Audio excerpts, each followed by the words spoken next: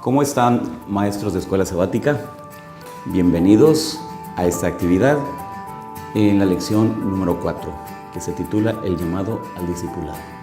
Y el versículo clave para memorizar es Lucas 9:23, y decía a todos: si alguno quiere venir en pos de mí, niéguese a sí mismo, tome su cruz y sígame.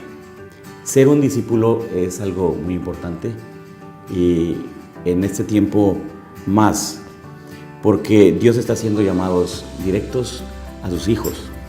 En este tiempo, como en el pasado, ser un discípulo da energía al espíritu, dice la lección, desafía la mente, demanda lo máximo en nuestra relación con Dios y también en nuestra relación con nuestros prójimos.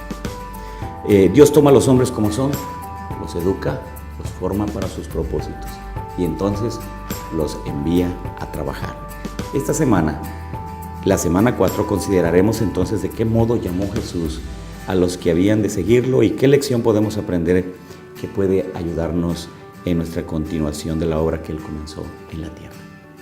En la parte 1, que se titula Pescadores de Hombres, es muy importante e interesante notar cómo Jesús llamó a pescadores. ¿Por qué llamó a pescadores? ¿Por qué no llamó a otras actividades? Simón y Andrés y varios de sus discípulos eran pescadores, habían trabajado toda la noche cuando tuvo un encuentro con ellos, eran pescadores veteranos. Y entonces Jesús les dijo: vayan mar adentro y entonces echen sus redes y entonces esperen. ¿Qué fue lo que sucedió? Que tuvieron una respuesta grande y quedaron completamente maravillados. Claro, ellos tenían razones, muchas razones para decirle no a Jesús. Él era un carpintero muy dotado y ellos eran pescadores, así que quien conocía de la pesca eran ellos. Sin embargo, dijeron: más por tu palabra. Y aquí aparece precisamente la primera lección que la lección menciona del discipulado: obediencia a la palabra de Cristo. Apártate de mí, dijo Pedro cuando tuvo esta enorme respuesta: Señor, apártate de mí porque soy hombre pecador. Ahí reconoció la santidad de Dios y entonces la pecaminosidad del hombre. Ahora, ¿cómo consigo ser obediente? Porque Pedro fue obediente a Cristo, a los lineamientos de Cristo. Ahora, ¿cómo consigue el ser humano ser obediente? ¿Cómo consigue el cristiano ser obediente? Esta podría ser una pregunta, una actividad importante que usted podría hacerle a su clase de escuela sabática. Y también, ¿por qué escogió pescadores y no a personas de otras carreras o de otras actividades? La vida de un pescador es incierta y peligrosa, con las olas inclementes, inseguro sobre el éxito en la pesca e impotente ante las condiciones climáticas. La vida de un pescador de hombres no es muy diferente. Posiblemente ese paralelismo podríamos usarlo con nuestras escuelas sabáticas. Ahora podríamos también hacerles una pregunta a los participantes, a los miembros de nuestra escuela sabática. ¿Será que estaré yo acostumbrado a conseguir todo más fácil y por eso predicar o hacer obra misionera se me hace más difícil? Sería bueno reflexionar con los miembros de nuestra lección de escuela sabática. La selección de los 12. El discipulado no lo hacemos nosotros. El discipulado es el resultado del llamado que Dios nos hace. El Señor sabía que era tiempo para formar un equipo y entonces hizo un equipo. Claro, había mucha gente que seguía a Jesús, había muchos discípulos que lo hacían, tenía muchos seguidores que seguían a Cristo. Pero Cristo debía hacer más que enseñar, debía edificar una comunidad de redimidos. Y entonces estos redimidos debían estar preparados para salir al campo y poder así trabajar. Y de toda la gente que lo seguía, nombró a 12. Estos fueron elegidos no por su educación o por sus recursos económicos, dice la lección, o por su situación social o eminencia moral o algo que los distinguiera. Eran hombres comunes, pescadores, recolectores de impuestos, un celote, uno dudaba, uno que resultó ser un traidor, etc. Fueron llamados para ser embajadores del rey. Dios toma a los hombres como son, con los elementos humanos para transformarlos, educarlos, perfeccionarlos y entonces dejarlos listos para enfrentarse a la obra que Él quiere que hagamos. Ahora, una pregunta que podríamos hacer a nuestros miembros de escuela sabática. Si tuvieras que ser un embajador de tu estado, por ejemplo, si fueras de Oaxaca o del DF o de Veracruz, ¿qué dirías? ¿Cómo describirías tu estado? Bueno, yo creo que lo describirías muy bien porque lo conoces, porque has comido su comida y has estado en su lugar. Además, amas el lugar de donde vienes. Entonces, por eso cuando hablas acerca de tu estado, hasta te emocionas. Bueno, esto es importante que su lección, que los miembros de la escuela sabática puedan expresar, ¿verdad?, la forma en la que ellos lo harían, porque eso les da un ejemplo de cómo ser un embajador. Y Jesús le dio una gran comisión a los apóstoles. Esta gran comisión tiene 3 aspectos. 1 es que primero los llamó. 2, les dio poder. Y 3, los envió a predicar y a sanar. Ahora, la pregunta sería para nosotros, ¿estamos listos para ser discípulos? Para ser ese tipo de discípulos que Dios llamó.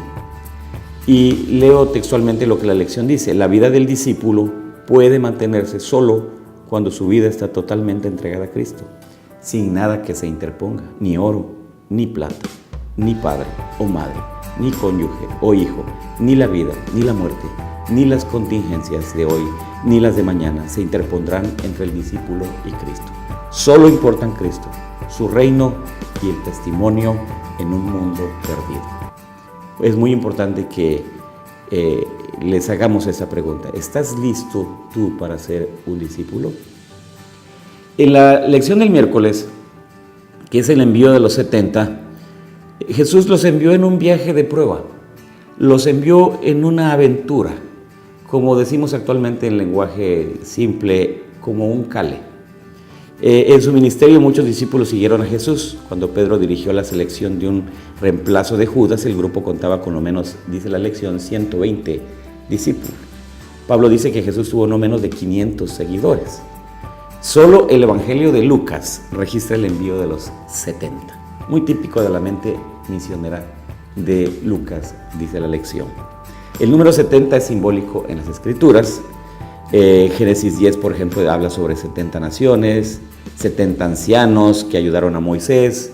El Sanedrín estaba compuesto por 70 miembros. Bueno, no se menciona que 70 sea precisamente un número significativo, pero es interesante ver cómo Jesús nombró a 70 y los mandó entonces a la gran encomienda de predicar y sanar a las personas con las que se encontraban.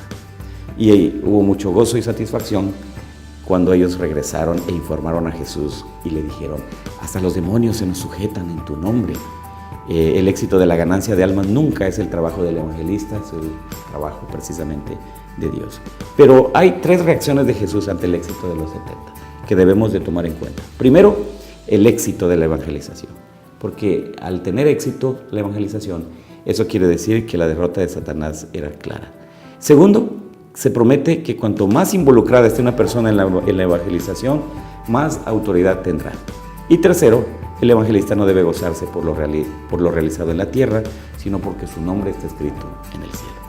Ahora, ¿qué pasaría, debemos decirle a nuestra clase, si hoy recibiéramos la encomienda de ir a predicar? Que recibiéramos una encomienda directa de Dios, ¿qué haríamos? ¿Cómo lo haríamos? ¿Será que dejaríamos todo? ¿Estaríamos dispuestos a dejar todo? En la parte del jueves, que habla acerca del costo del discipulado, tiene la expresión que a veces la usamos mucho, que es la de tomar nuestra cruz. ¿Qué significa tomar nuestra cruz? La lección explica que Sócrates tuvo a Platón, Gamaliel tuvo a Saulo, otros dirigentes tuvieron seguidores devotos.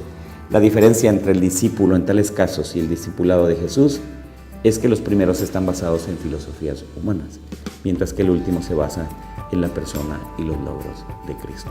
Que tomen su cruz y que sigamos su conducción. El discipulado cristiano es un eslabón entre los salvos y el Salvador. Y están ahí las 3 grandes palabras: negarse, tomar nuestra cruz y seguirlo. Negar le da el hecho de la negación de Pedro. Él decía: no conozco a Jesús. Cuando el discipulado demanda que nos neguemos, tengo que poder decir que no me conozco a mí mismo, porque nuestro yo entonces está muerto.